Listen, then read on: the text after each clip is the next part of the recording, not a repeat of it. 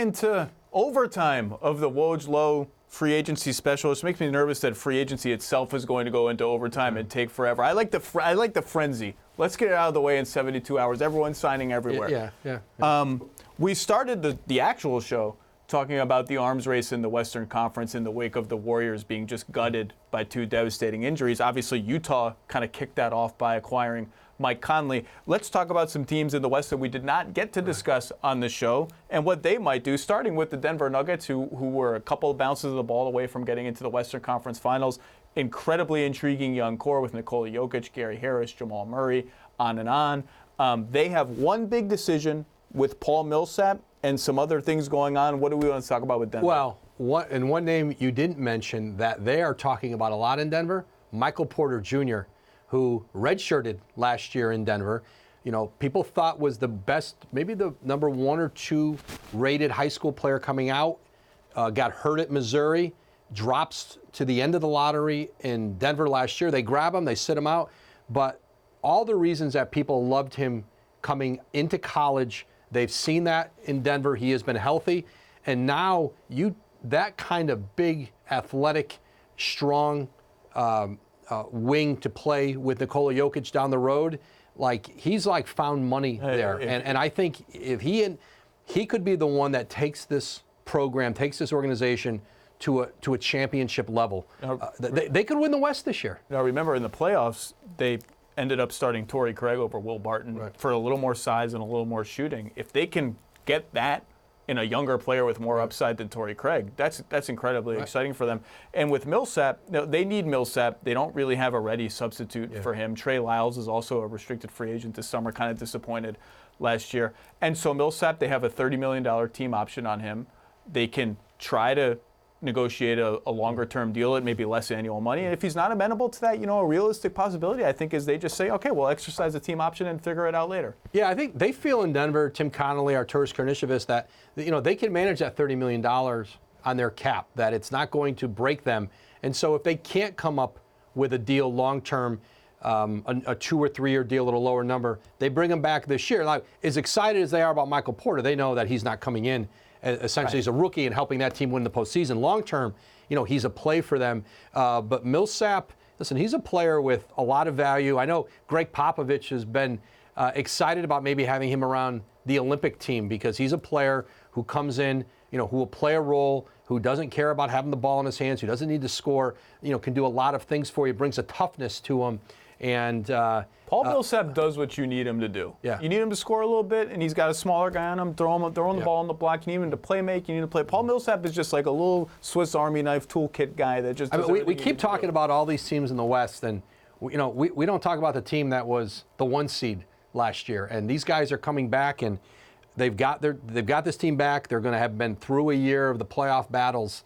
I think this Denver team, listen, there's a reason Tim Connolly did not go home to D.C. Now, maybe they could have made a better offer. How could you leave Jokic? You can't leave Jokic. He's too fun to watch. You can't leave him. I saw, we were at All-Star Weekend, and I think it was the day before I had reported that Tim Connolly had a new deal with the Nuggets, and Jokic sees Tim in a restaurant. There's a big table of people, and I happen to be in there, and Jokic comes up to Tim Connolly, gives him a big hug, congratulates him on his extension, thanks him again for bringing him to Denver. They've got a pretty good thing going. You can't leave Jokic. Yeah. Let's talk about the team that beat Denver in the second round of the playoffs and actually led the Golden State Warriors for more minutes than they trailed and somehow got swept in the Western Conference Finals. The Portland Trail Blazers.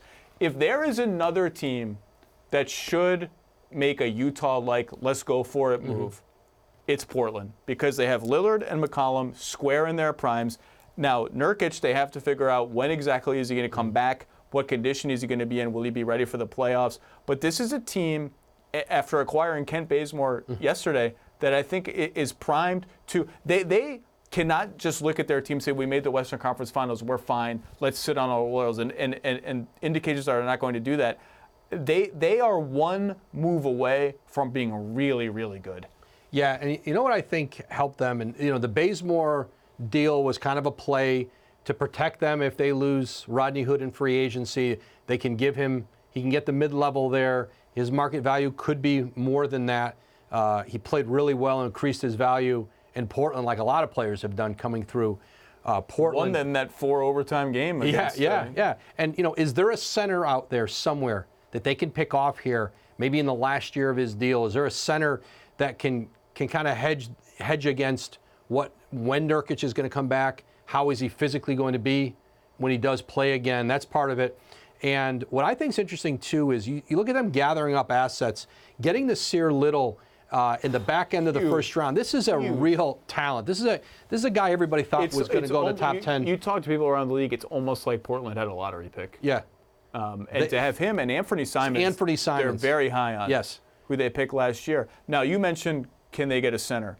And to me, one of the interesting questions about them is they are going to be a team that is talked about with Kevin Love. When Cleveland inevitably crosses the Rubicon and realizes there's just no reason we need to have Kevin Love on the team, he deserves to be on a winner, let's try and make this happen, Portland's name is going to come up.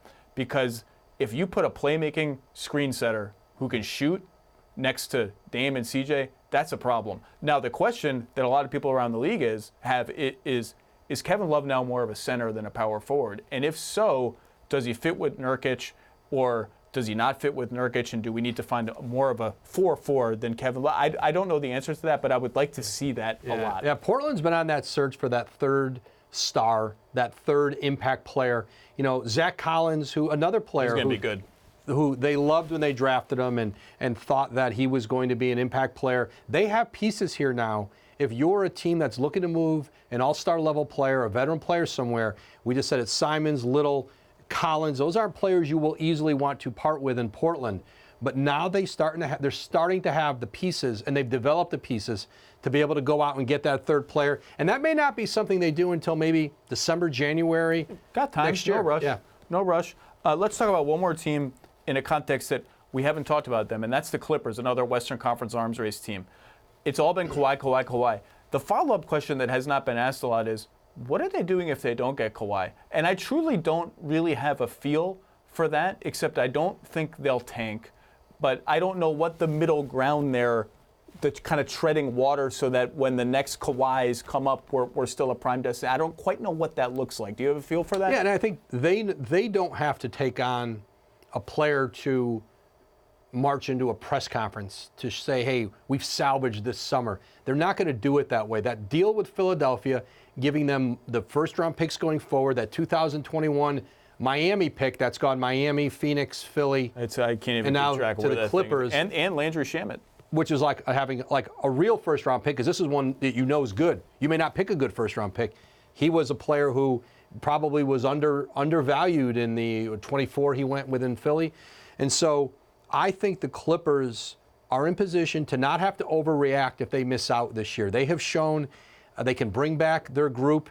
Gallinari would be in his last year of his deal. I think that they want to re-sign Patrick Beverley, and they can just keep going and take another swing at it. But what the Philly trade did, and you said it, was it gave them the ability the next time there's an Anthony Davis, the next all-star player who wants out and wants to be in a big market, like Clippers raise their hand, say we have the picks, we have some young players, let's get a deal done. But that's a zero-sum game, because you're never the only team playing that game. There's always a few other teams playing if so-and-so becomes available, we got ammunition. And then, Boston played that game for a long time, and the guy they wanted went to the Lakers because the players and their agents have power and agency to make that happen. So that's the interesting thing. You can't just be about that. And I'm interested to see how the Clippers are about that, but also about being good in the present, because that's an interesting needle to thread. Well, there's a solution to it. Get Kawhi. Well, that would be that. If you get Kawhi, look, I don't think people have realized. Some people have. If you get Kawhi and you get one other good player, the next one's easy. The Clippers have a path to being the best team in the NBA next year. Like it's not now. They're not easily the best team. I don't know if they are the best team, but they have a path to being in that conversation for sure. Yeah, I mean, the second star to me is easy in LA. Once you get Kawhi Leonard to commit, the next one, whether that's Al Horford, and if Al Horford isn't committed somewhere else, whether that's Al Horford, Klay Thompson. I mean, if the Warriors don't have that 5-year, $190 million deal on the table, there's an excellent chance that his agent, Greg Lawrence, and Klay Thompson will be sitting in a meeting with Steve Ballmer, Lawrence Frank, Doc Rivers, Mike Winger, and talking about a return to L.A. Now, people always thought with Klay Thompson, If he goes back to LA, it's the Lakers. His dad works on the TV network. He's in position to, kind of play for his childhood team, but it would be the Clippers. I just find it hard to believe the Warriors are going to let that happen. I really do. Moving into the new arena, not knowing. Listen, they've got one of the most popular, one of the best players in the history of that franchise in the prime of his He's career. Beloved. Klay is universally beloved as much as any player I don't in the NBA. think Joe Lacob. I don't know what it would look like on opening night in the new arena for Joe Lacob if he did not offer a max deal and Klay walked on him. I agree with you. I think they get to it eventually, especially if KD were to leave. Well, that just scratches the surface in the West, which is an absolute bloodbath every year. The West just never gets easy, and all these teams are loading up because the Warriors are vulnerable. But, that means if everyone's loading up, that means everyone's loading up. And the fact that you did maybe doesn't mean as much because they did and they did and they did.